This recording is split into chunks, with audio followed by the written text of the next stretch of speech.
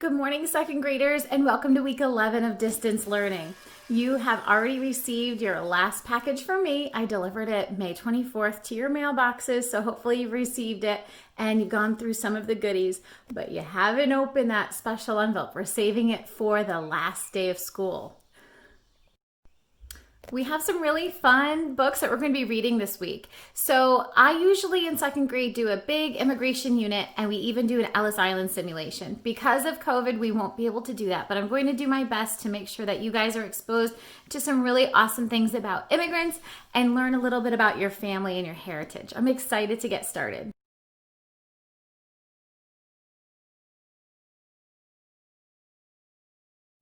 What is an immigrant? An immigrant is a person who travels to another country. And we're going to be learning about different reasons why immigrants came to the United States, especially in the 1900s. We're going to focus on some older stories. And I'm excited about that because many of your ancestors are immigrants and came to the United States. And many of them may have come through Ellis Island.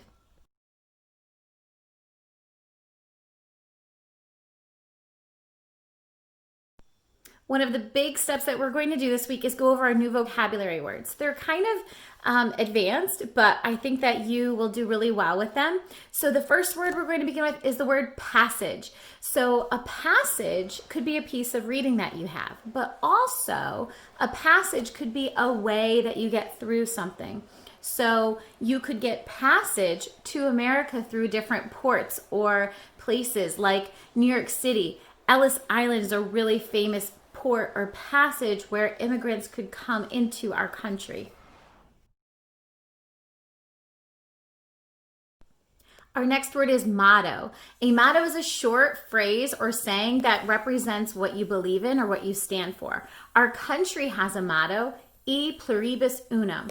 Out of many, one. Out of many states, we are one united together nation. So many companies have a motto, and it just stands for their belief system. And it also can be interchanged with the word slogan, so something that they're known for, like Nike, their brand or their slogan, their motto is just do it. They want you to get out there and do it. So motto. Possible.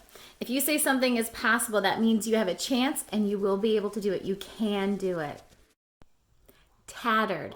Tattered means it's worn, it's ripped, it's not new. Many immigrants who came to the United States came with very little and were poor and had tattered clothing and shoes.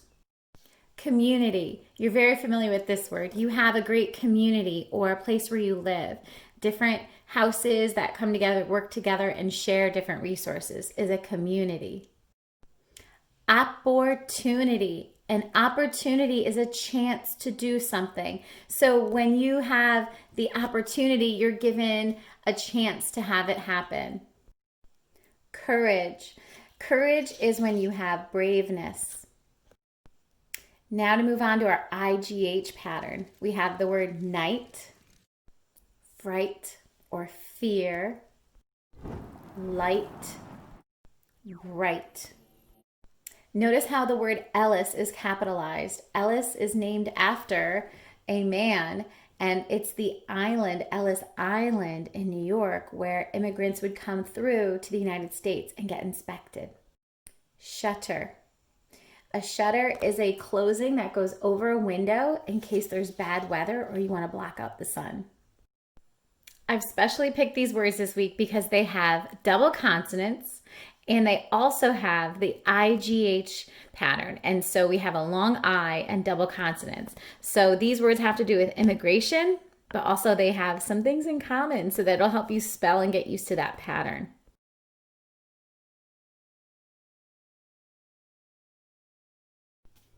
Do you have any immigrants in your family? Is there anybody who's come to America from another country? I know in my family, my grandmother is the latest immigrant in my family. Everyone else has been here. My grandmother came from England. She was in the military, and my grandfather was in the military over in England from America, and they happened to meet, and fell in love, and she came to America and they ended up getting married.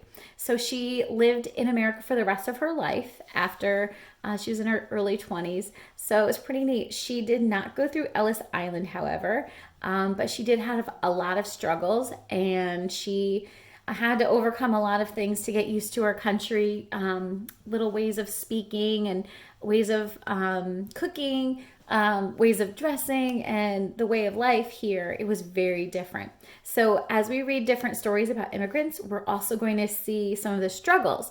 It wasn't always easy, and immigrants really had to overcome a lot of things. So hopefully learning about your family and even some of the fictional ones that we're going to read, you'll understand that being an American is great, but it isn't easy for everybody. In your packet of goodies, I've included a template for you to create your very own family tree. I thought this would be a great opportunity for you guys to not only discuss your families, but also kind of start talking about where you've come from and maybe who you've gotten certain traits from, or who you've gotten certain talents from, or where did you get that cute little nose from. So it's a great opportunity for you to learn a little bit more about your family, slow down, and appreciate it. You can get as detailed as you want. I also have an interview questionnaire, and that is a great way to open up some conversation. Maybe you can call a relative or even talk to somebody if you're comfortable being in person with them and get some extra information that you might not know about.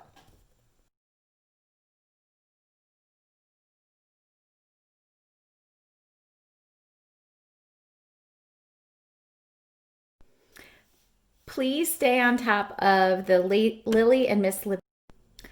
Also, you're going to be relating to our character, Lily. And in the story, she's going to be trying to raise money. So I want you to kind of get your brain ready and trigger to think about personal experiences you've had. Have you ever tried to raise money? Well, I want to know, there's a few questions. Have you ever tried to raise money?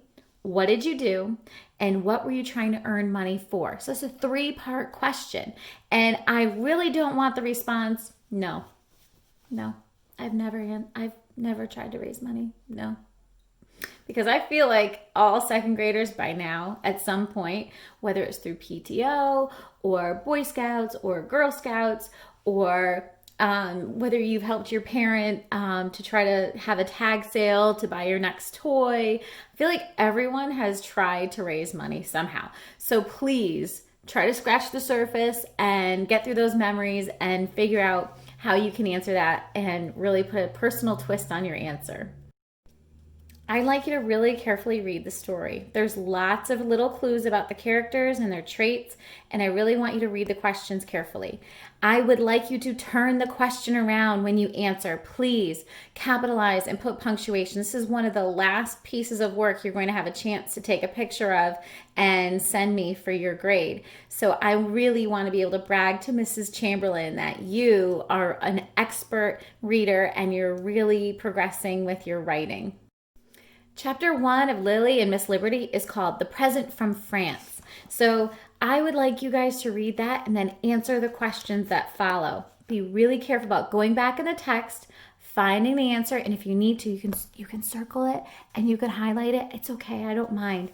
I will be collecting these stories copies at the end of our experience, but I'm okay if you mark it up and if you leave that for the next friend, because I'm sure your notes are going to be really helpful to all readers.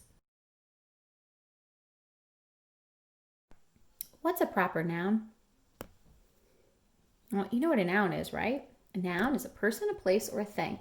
And we've talked about this all year. Common and proper nouns. Teacher. Mrs. Kraft. Which one is the proper noun? Remember we said proper is very fancy, so you need a capital.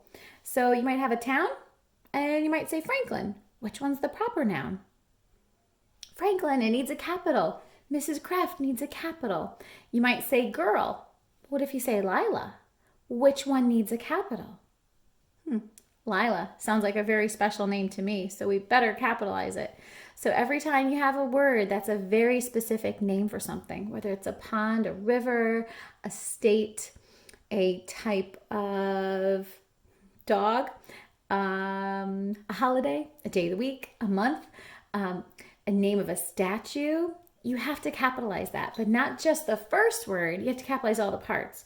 So when we read the story, Rocky Mountain National Park, all four of those words need a capital because Rocky isn't just the name of it, it's all four of those words. So you need to make sure that you capitalize those proper nouns. So in your reading A to Z packet, when you do your story of the statue, there is a section where you are going to have to find all of the special countries, the special statue, the people. You have to capitalize all the proper nouns. Let's see if you can get 100%. I want to see. You guys are really missing out on my amazing singing. So there is a really cool song. It's called The Great American Melting Pot. It goes way back. It's from the Schoolhouse Rocks Company. Some of your parents might not even know about it, but it's a great song that really talks about immigrants and how we all come together in America. And even though we're American, we actually have really cool individual customs and traditions from our families and our ancestors and the original countries in Europe and Asia and other continents that we've come from. So even though you are American, just like your friend next to you, you guys have big differences, whether you know it or not. So that's why it's really cool to like talk about it, bring it out, and not to make fun of each other, but to really appreciate how we are all so different. And it makes our country really awesome.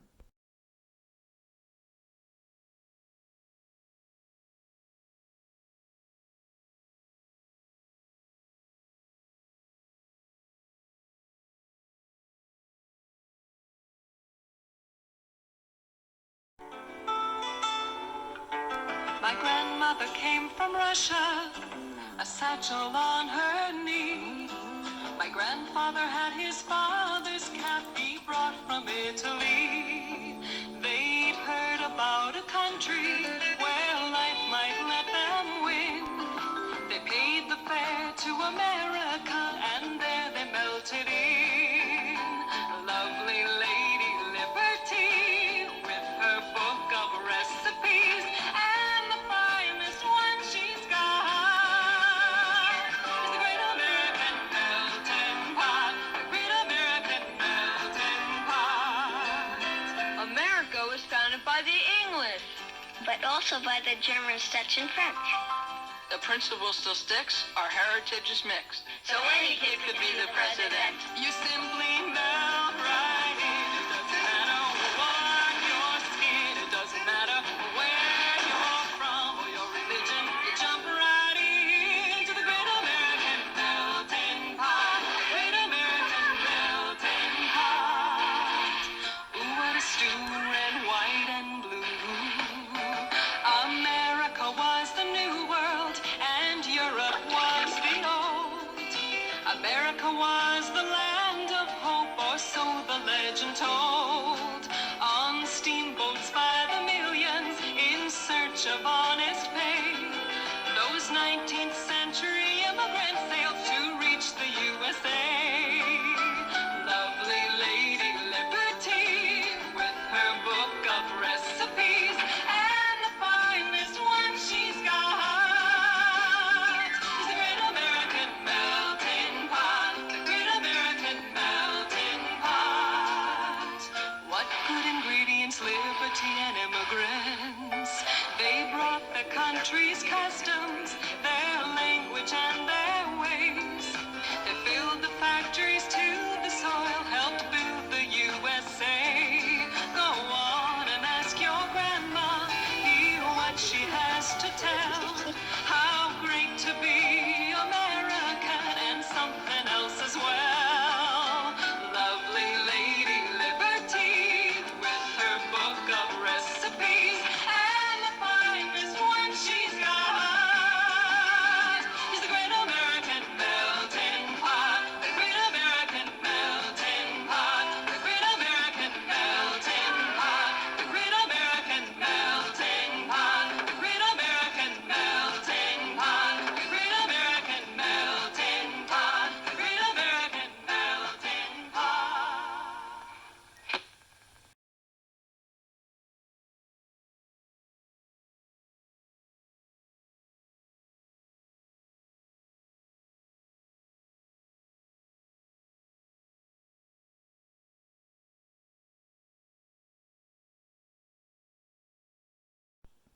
Let's do a word jumble cloud together. Let's do word jumble cloud number 5. So I see the letters HESUTTR, and I'm going to make new words using just those letters. I'm going to try to figure out what the bonus word is as well. That's when we use all of the letters in that cloud.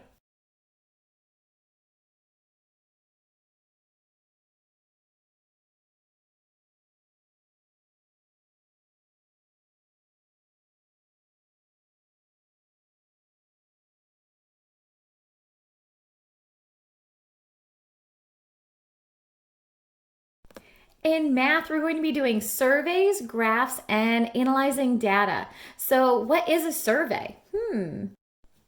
A survey is a question that you repeat and you ask everyone. You're going to collect data about that one question. So I might ask everyone in the room, what is your favorite color? And I'll collect all of my information and data and I'll put it in a graph, which is a picture to show data. And basically, a graph is a really helpful tool because if you want to understand the results of that survey and look at it, it's really easy to see it in a picture form rather than having to read a list or read a paragraph or a whole story about it. So a graph is a really helpful tool that we're going to be using and creating, and I'm going to show you some strategies on how to do that. I'm going to start with my survey question when I do a graph. I'm going to ask everybody the same question. What is your favorite animal? Sadly, not many of us can really ask survey questions. We don't have a lot of people around us. So what I've done in my plans, if you look, I have kind of made up the results as if you've asked your whole class.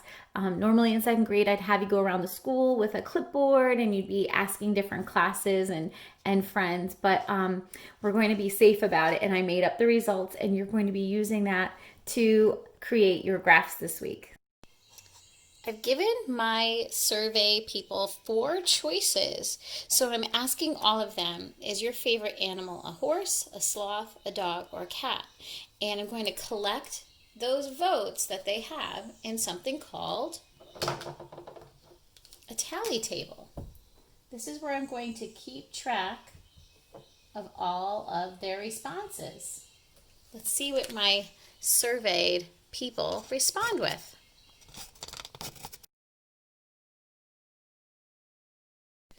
Okay, I asked people the same question and here are my answers. So 3 people responded they like horses the best, 6 people like sloth the best, 4 people like dogs the best, and 3 people like cats the best. Pictographs are really fun kinds of graphs, but what we need to do is create a key that has a symbol and you tell the person who's reading that graph what that symbol means. What I'm going to do is first create a pictograph with my information that I've collected. So I'm going to make a graph that uses pictures. Well, what's really important is that my pictograph has some key parts, like a key. So I'm going to use a symbol. I think I'm going to use a heart for each vote. And each heart stands for 2 votes. And I'm going to create a title. The title tells the subject what this is all about. And I'm going to write favorite animals. I'm going to capitalize my title. Favorite animal. And here are my choices. I'm going to put horse, sloth, dog, and cat. Those are going to be my animals, and I'm going to create the key, the picture, using my key here. So for every 2 votes, I put 1 heart. So since the horse had 3 votes, I'm going to make 1 heart.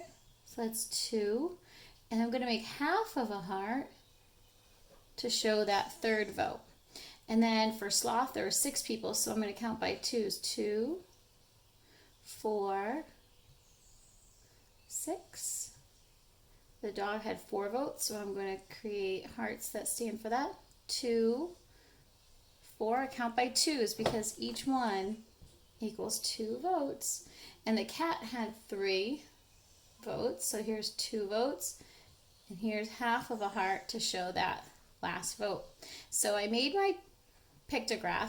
I also need to label the sides that these are the animal choices. So I've created a pictograph using that symbol. Pretty fun.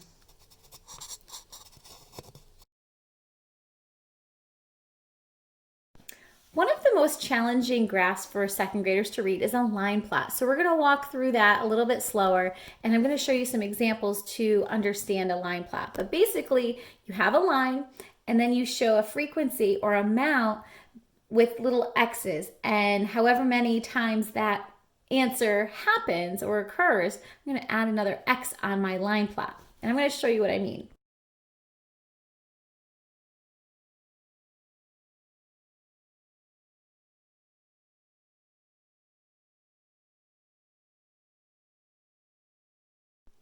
You guys are very familiar with bar graphs. You guys have been creating them all year with your time test results for your Mad Minutes. A bar graph is where you have different bars that show how often or what your score is or the temperature. And basically you have a bunch of bars or long horizontal or vertical lines. They could go across as well. So they have bars that show the data. I'm going to create a bar graph now. I want to show you how I'm going to do that. So my bar graph needs a title. I'm still going to call it Favorite Animals. I'm going to label on the side. The animals will be listed here. And along the bottom, these are going to be my votes. I noticed that the highest number I noticed that the highest number is 6. 6 votes that went for the sloth. So I'm going to leave some space for my animals, and I'm going to start my graph this way. So make sure it's on the screen. Good. All right, so then I'm going to count 0, and 6 is my highest number. So I'm going to go by ones. 1, 2, 3, 4, 5, 6. Okay, so I'm going to make my graph go horse, sloth, dog, and cat. Okay, so now I'm going to create a bar for each animal. Horse got 3 votes. So I'm going to make my bar only go up to the 3. Squeaky. I noticed that sloth got 6 votes, so it has to go all the way over to the end. I would normally use a ruler, but I'm doing this kind of freehand in the video. I'm going to color it in nicely. And then dog. Let's do dog.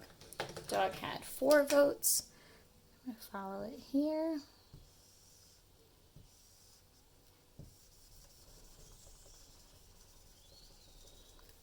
And cat had 3 votes. Sorry, cat lovers. Okay, so there is my bar graph. Again, I have labels, I have a title, and it's very clear and neat. Now that you've created a graph, you need to analyze your data. And basically you want to see, well, what's the most popular result? What's the least popular result? How did things change? What's the difference between these two things? How many more did this one have than the other? So we're going to be really analyzing your data, and there's a lot of math involved, and you have to be really careful that you're reading the labels and reading your amounts very carefully.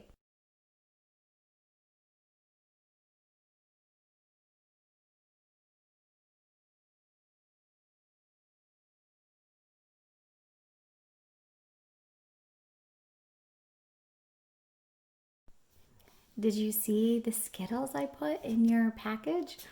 It goes along with the Skittles bar graph page. And first you're going to take your candies out, sort them by color. You're going to tally. So it goes 1, 2, 3, 4, and then diagonal for the fifth one. You're going to tally your colors. You're also going to create a bar graph. Now, if you have more than 10 of each color or one of color, you can eat a few. It's okay, but we want no more than 10 of each color. My daughter was great in helping. We didn't touch any of the candies. We scooped them out of a giant bag and we put them in a Ziploc. So we never touched them. So we didn't want to go through and count individually. But with that information, you're also going to create a pictograph where you're going to create a circle with an S if you look at the key, and every S you have is equal to 1 Skittle. So you're going to create a bar graph that shows your data, and you'll have a tally table, a bar graph, and a pictograph. So you'll have 3 ways of looking at your information. And then after, you better eat those candies. And if you can't eat them, you better share them with someone who will appreciate it. Make sure your data is accurate. That's really important too. Brady wanted to join me to say goodbye and thank you for watching. We can't wait to see your family trees and talk with you more about Lily and Miss Liberty and all of our graphing and immigration things that we're working on this week. I hope you are all enjoying the outdoors and being really good to each other and staying safe and healthy. We'll talk to you later.